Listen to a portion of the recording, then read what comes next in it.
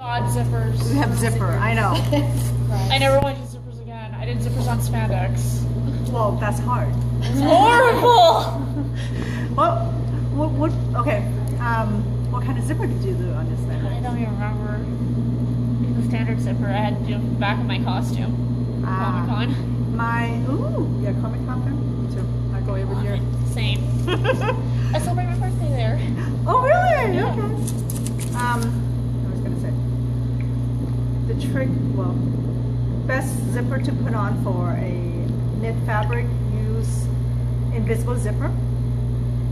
Pin everything down first, or hand baste them, so it won't move.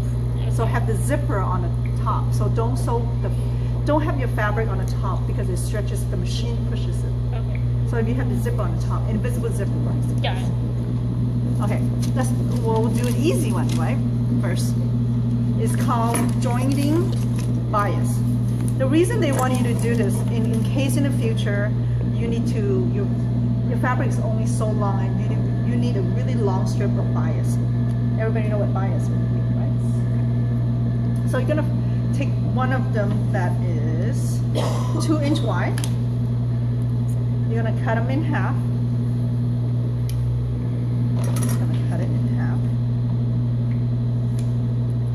And you're gonna join these two together. You're gonna join the one that is having an angle, okay? So you're gonna see, so this is supposed to be together like this. Join like this. When you join them, it's with your grain because these are biased. So what you do is you have this together, so you flip it over. It's gonna look, you're gonna see an angle like this. Okay, got it? So it's gonna look like this, and your seam allowance is going to be 1/4. And when you start, and you can see this little triangle, you're gonna start at this triangle point and then end it at this point. Can everybody see? I'm gonna put a pin and then I'll show you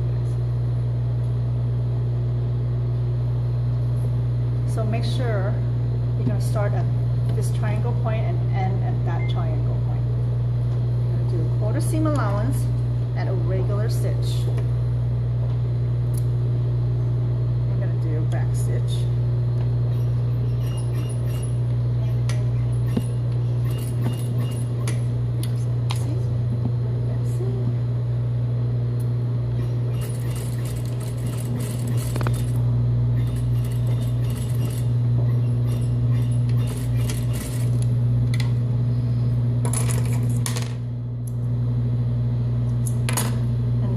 Press your seam open, and then you can trim this little extra fabric is hanging out. That's it. That's it? Yep. Oh. See, that's easy, right? That was easy. All right, that's joining bias. Okay, your next piece is single bias. Last week we did a bias facing. This week we're doing single bias. So single bias, you will see the fabric, the bias piece outside. Okay, you're gonna start. If your fabric, if this bothered you, you can just trim it off, or you can just leave it and trim it off later. So what you're gonna do, you're gonna sew 1/4 seam allowance.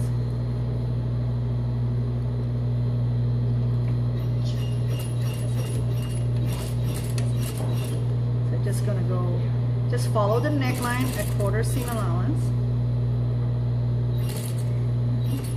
and just turn as you go.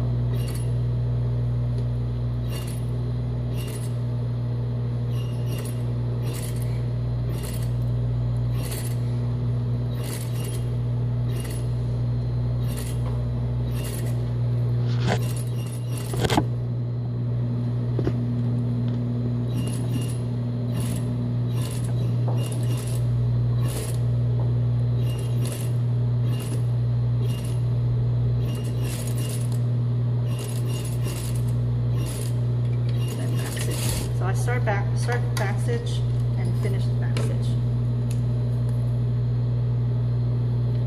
Okay.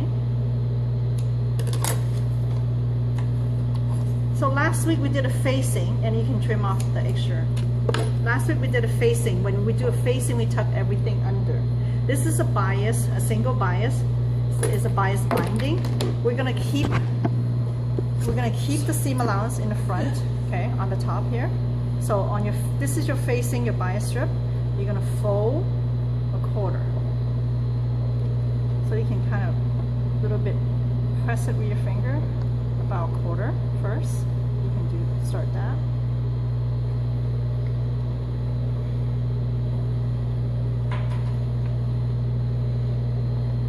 So do a little finger pressing.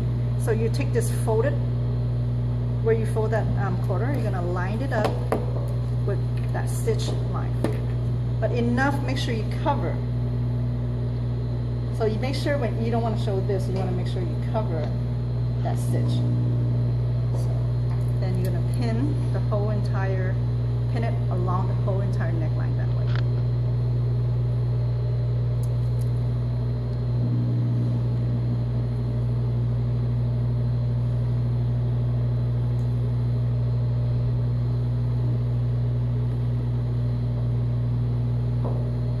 Rather I put this on YouTube, so it's a little bit easier. Yeah, you guys, somebody can start an account. I have 3. Oh, do you?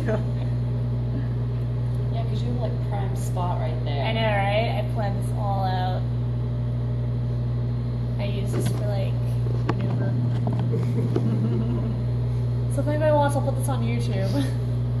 Yeah.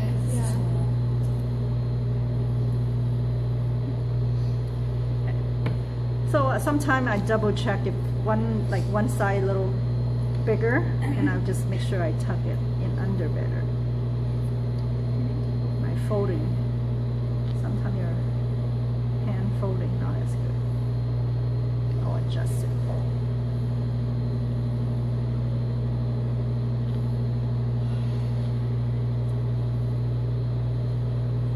So you want to pin the whole thing?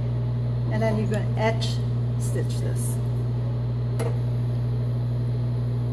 So right on the edge, it's like a 16th line. Back stitch.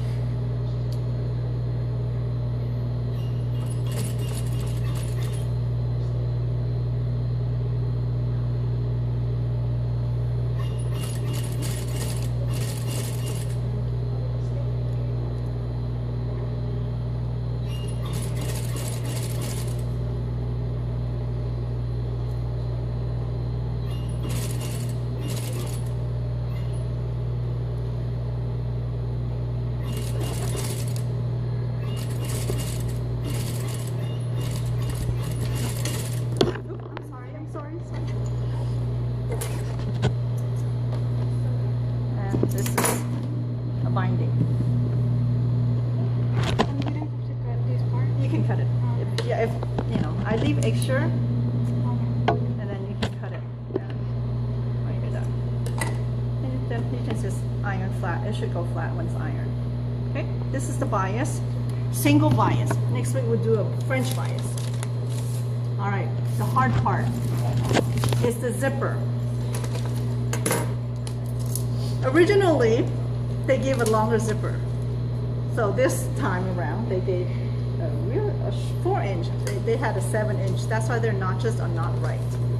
So you can re-notch them to 4-inch plus seam allowance. So it would be 4.5. So here's 4 inches. I'm going to mark at 4.5. So I'm going to do a 4.5-inch notch.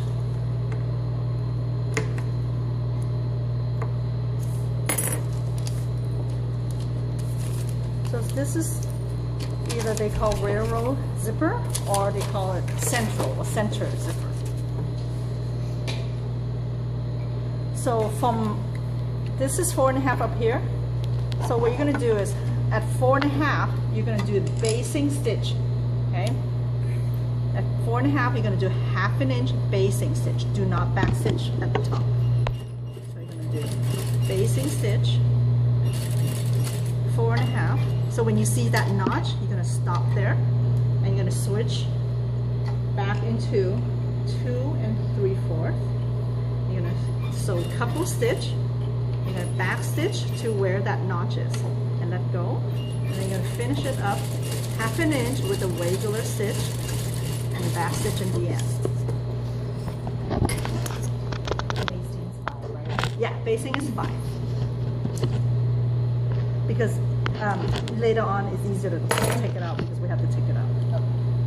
So now what you want to do is press this open. Okay. The book tells you different. The way they want you to have the wrong side up and then place your zipper upside down this way and then sew around it. But what I found, I have a little sample. Maybe I don't have a little sample. A zipper sample. What I found that is harder to sew when your zipper is upside down, and if you don't line this up right, it's gonna go crooked. So I found a different trick to do it. So what you want to do is you look for your notch that's 4 1/2. You're gonna start from the bottom. Okay. You're gonna line. This is called the zipper stop in the end. So you're gonna place that metal piece right under the notch. So you're gonna place that in the middle first and line it up in the center where the seam is. So then I'm gonna turn it around. See how you see the teeth? This is the middle of the teeth. You're gonna place the teeth right in the center where the seam is. So I'm gonna temporarily put a pin in here.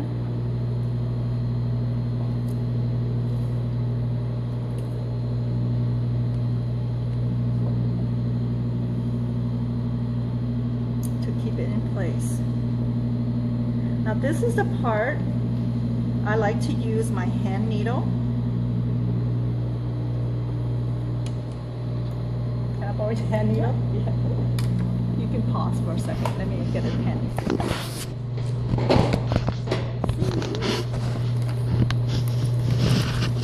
A lot of you guys use base hand needle. Most of you guys. How do you tie your knot? I usually just twist Do the it. finger twisting? Yeah, I Yeah. do finger twisting. So, same here.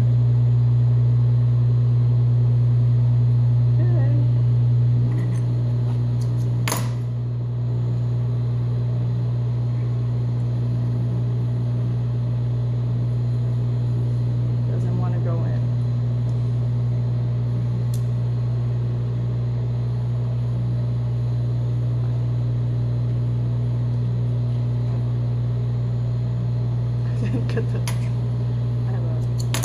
Must have a long one.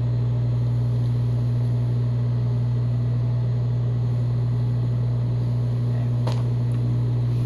Sorry, same thing. I use my thumb and my second finger. I cross it over and I just roll it. Take my middle finger, hold it, and it gives me a knot. I just need this is hand basing. So we learned how to machine base. This is hand base. Hand base just to hold it in place, that you don't need pins. Pins is one of them to keep things in place. So hand basing is another way. So I'm just going to do really wide, long. So I would say 3/4 to 1/2 inch apart. I just want this to hold together. So I just push it down and go up. So sometimes when you do other clothes that is really detail, I know in men's suits they do a lot of hand base. So I don't want my zipper to move when I sew it upside down. I mean on the top. So that's why I do this, and it keeps it and it's very easy to take out because my stitches is really long.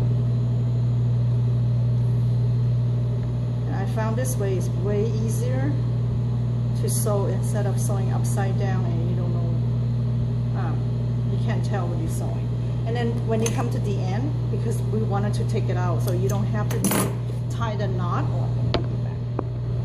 You don't want to have to tie the knot in the end. So now I can take all my pins out, and I'm going to sew on the top. And you can see that.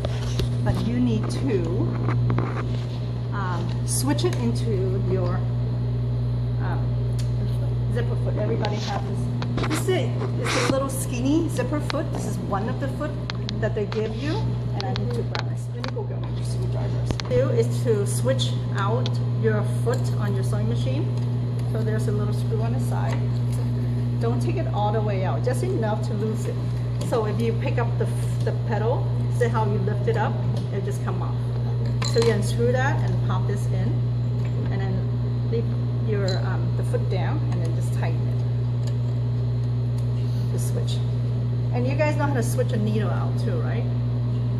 That's all. Most of you guys know how to switch a needle in case a needle broke. No? Okay. In case your needle, there's a little, the other side, there's a screw here. And if your needle break, you know, unscrewed it, and then it just pop out in, and it just push it up. But make sure the hole is to the side, and the bumpy side is to your right, and then you can tighten it.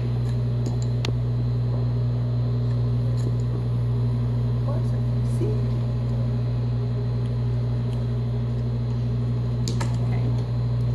So this is the zipper foot.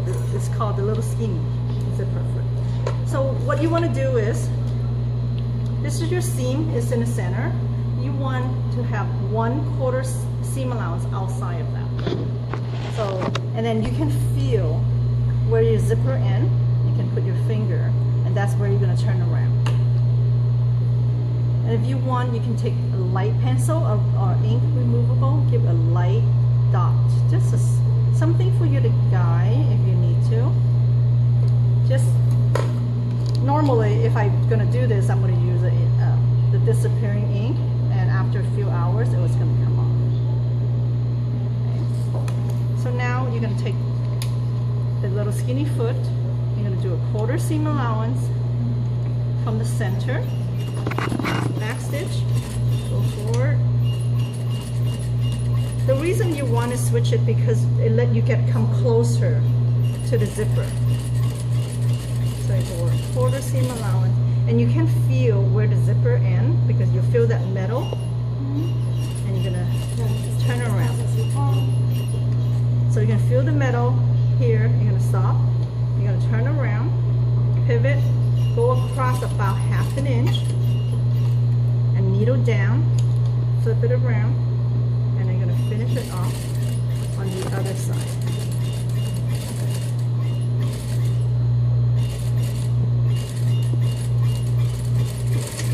And back stitch. It's like a U-turn. So now we did the hand basing. You can just pick out your hand basing because it's very